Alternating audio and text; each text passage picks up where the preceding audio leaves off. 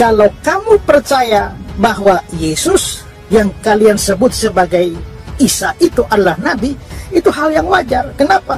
Karena Yesus atau Isa itu tercatat di dalam kitab suci kalian atau Al-Quran.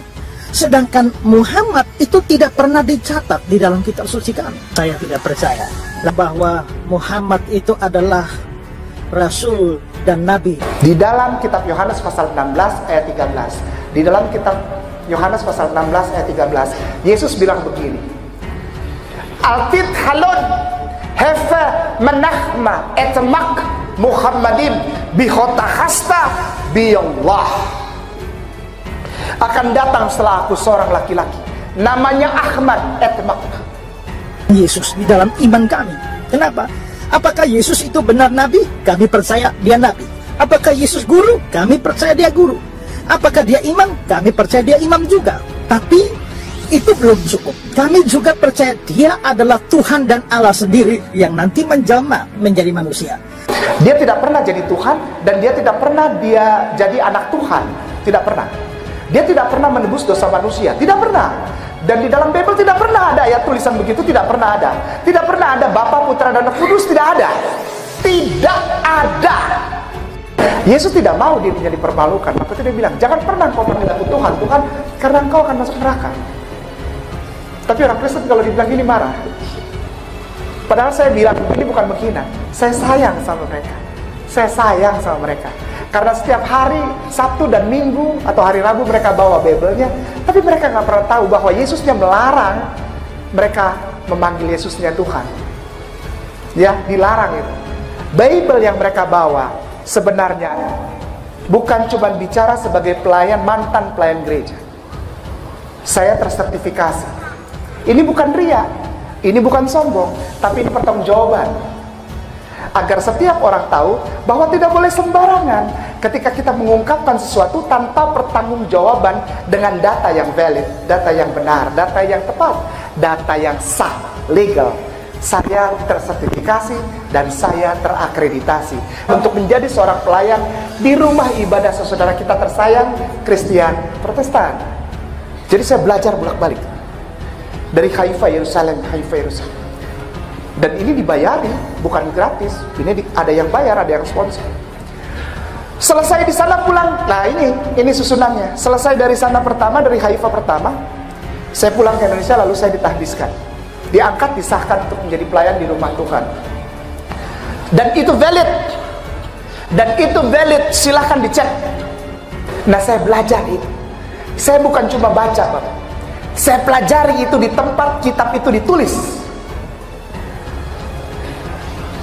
Di perjalanan yang kedua saya punya misi yang sangat penting. Ada misi, bukan cuma berangkat saja, tapi ada pesan yang saya harus bawa ke sana.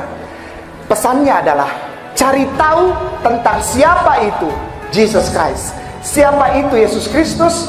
Apakah dia sama dengan Isa alaihissalam yang sering digembar-gemborkan oleh umat muslimin dan muslimat sebagai nabi orang Islam? Apakah sama? Apakah dua nama ini orangnya satu? Ternyata bukan cuma dua nama orangnya satu, 3 nama orangnya satu. Yang pertama adalah Yeshua HaMashiach. Yeshua HaMashiach. Ini bahasa kampungnya dia, beliau alaihi salam. Yeshua HaMashiach. Lalu Yesus Kristus dalam bahasa Yunani koine. Yesus Kristus. Yesus, atau orang bule bilang Jesus Christ. Jesus itu bertiga nama tapi orangnya satu. Yang ketiga adalah Isa alaihissalam. 3 nama ternyata orangnya betul satu. Dan 3 nama yang menjadi satu ini yang memberikan informasi kepada saya tentang apa? Tidak ada cara lain. Tidak ada cara lain. Sekali lagi, tidak ada cara lain di muka bumi ini. Jika engkau ingin menyatakan cintamu kepada penciptamu, selain mengikuti seorang laki-laki yang bernama Etamakah Menahma Muhammad Im Memhet Mendalat Im Muhammad Im Muhammad yang im ini artinya segala kemuliaan bagi dia. Dan ini ada di dalam pelajaran yang saya pelajari. Ketika saya berangkat ke sana, selama perjalanan mencari ilmu saya minta maaf, jangan marah sama saya. Saya tidak pernah baca buku-buku Islam karena saya gengsi. Saya harus menjaga jarak terhadap keislaman. Karena saya bukan seorang Islam. Saya seorang yang naik mimbar di rumah ibadah Kristen Protestan. Saya nggak mau terkontaminasi. Saya tidak mau terpengaruh dengan buku-buku bacaan Islam. Nggak mau. Saya tidak mau membuat dialog atau ngobrol dengan orang Islam. Tidak mau. Nanti saya terganggu. Ya. Jadi saya jaga. Semua pengetahuan saya tentang Rasulullah Muhammad SAW saya dapat dari Bible. Sekali lagi, segala sesuatu yang menggoyang hati saya sehingga saya bergerak mengambil keputusan. Bapak Ibu jemaah yang disayangi Allah Subhanahu wa taala, susah jadi orang Islam. Serius. Ya. Kalau ngomongin duit susah. Ya. Kalau dilihat secara material, no, you cannot prove kita nggak bisa samain, ya, berbeda. Tapi ada satu kekayaan yang tak bisa terbayar ketika seseorang mengucapkan La ilaha illallah Muhammad ya Rasulullah. Karena itu inti Bible. Saya menemukan dan saya mengambil keputusan, kalau saya tidak ikut ini berarti saya gila. Kenapa? Karena saya menemukan di tempatnya dan tidak ada lagi yang lebih konkret daripada hal ini. Pernyataan dari seseorang laki-laki yang dulu saya anggap sebagai Tuhan dan juru selamat saya. Namanya Yeshua HaMashiach. Sampai sekarang aku masih cinta dia. Sampai sekarang aku masih mengasihi dia. Sampai sekarang nama itu masih jadi nama yang baik di dalam hatiku. Caranya gimana? Ketika aku mencintai Rasulullah Muhammad SAW, maka aku sudah otomatis mencintai laki-laki yang namanya Yeshua HaMashiach atau Jesus Christ atau Isa alaihissalam.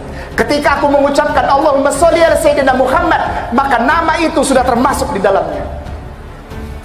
Saya mencintai Isa lebih daripada sekedar jadi Kristen.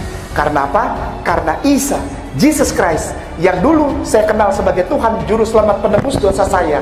Begitu saya ke sana dan saya belajar, kenyataannya lain.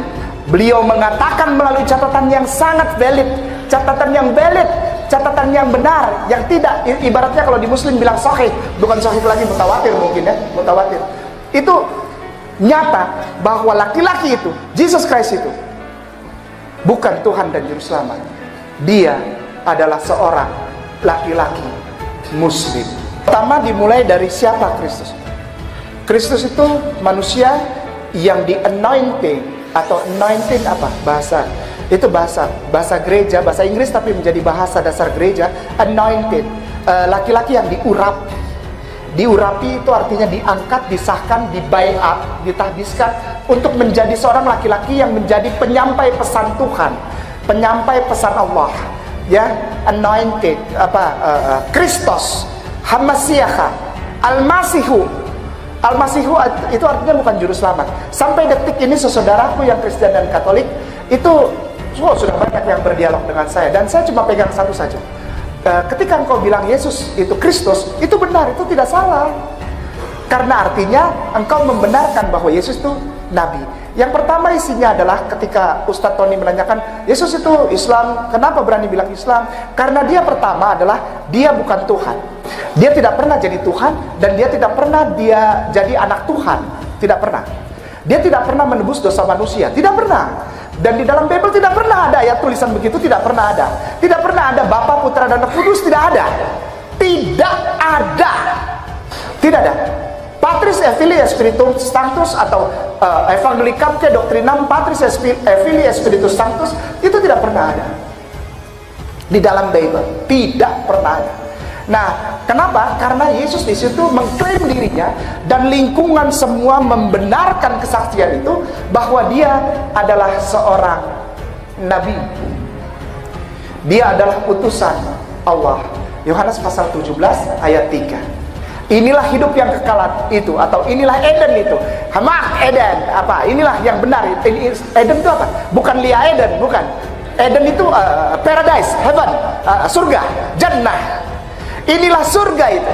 Inilah hidup yang kekal itu. Yohanes pasal 17 ayat 3. Inilah hidup yang kekal itu, yaitu bahwa mereka mengenal Engkau Allah yang benar satu-satunya.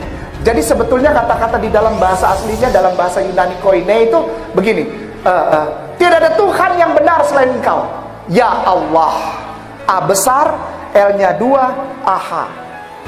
Karena Bible dari depan sampai belakang kalau bilang nama Tuhan selalu pakai A besar, L-nya 2, AH. Dibaca Allah. Tidak ada yang benar selain Engkau ya Allah.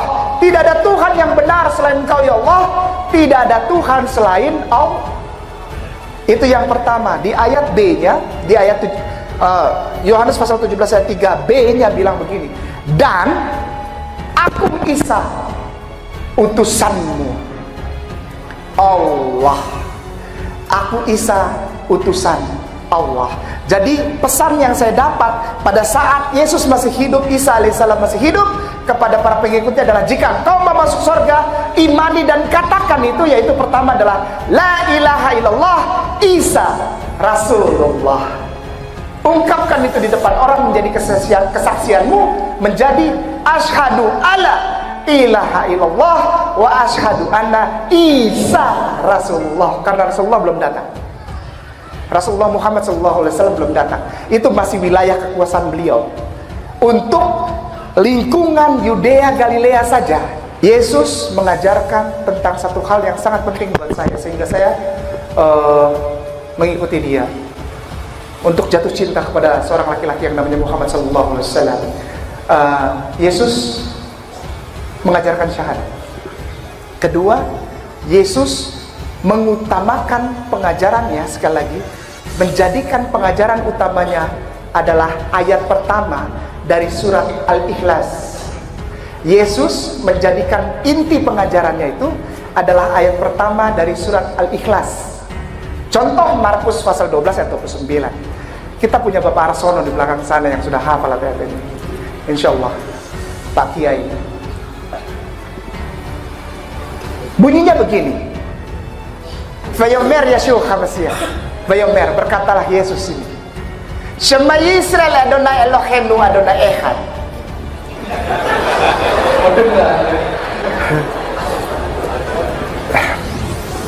Lalu saya blok para ustadzku, para ustazahku. Saya blok kata-kata itu. Adonai Eloheinu, Adonai Eloheinu, Adonai Echad.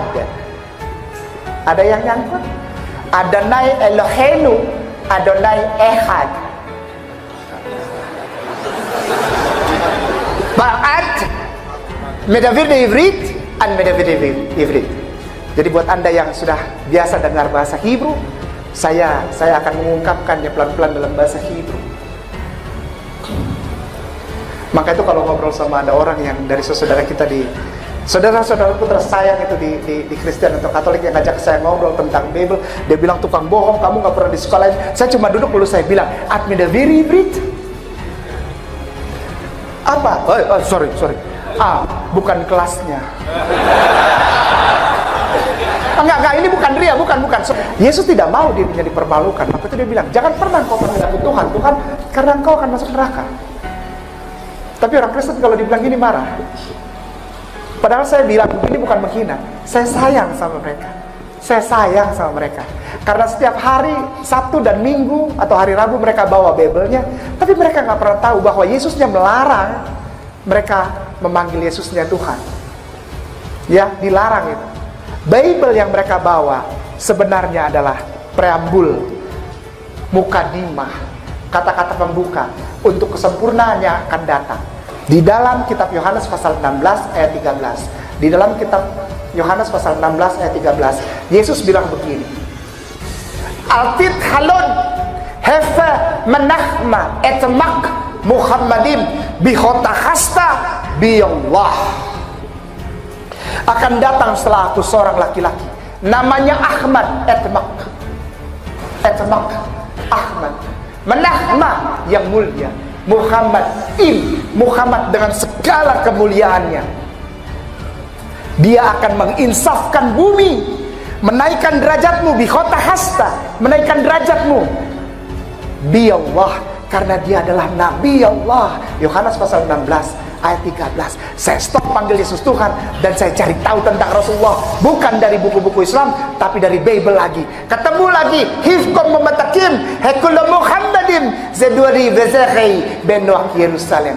Di bibirnya tutur katanya manis semata-mata, segala sesuatunya indah, tak ada dusta pada bibirnya. Orangnya tidak terlalu tinggi, tidak terlalu pendek, kulitnya putih, kalau kena matahari pipinya merah. Di sebelah kanannya 5.000 tentara, di sebelah kirinya 5.000 tentara, dan mereka masuk kota yang kudus. Rambutnya seperti air laut di Syam el-Sik. Syam el-Sik itu tahu? Mesir, tempat Musa menyeberang gitu. Musa alaihissalam menyeberang bersama Bani Israel. Syam el-Sik. Jadi tidak lurus, tidak juga keriting. Hadis membenarkan itu. Ya Ustaz ya, afwan. Dialah Muhammad dengan segala kemuliaannya, dan dia adalah penguasa Yerusalem baru. Hai putri-putri Yerusalem, hifkom matakim hekul Muhammadin zedwadi bizakhi benoak Yerusalem.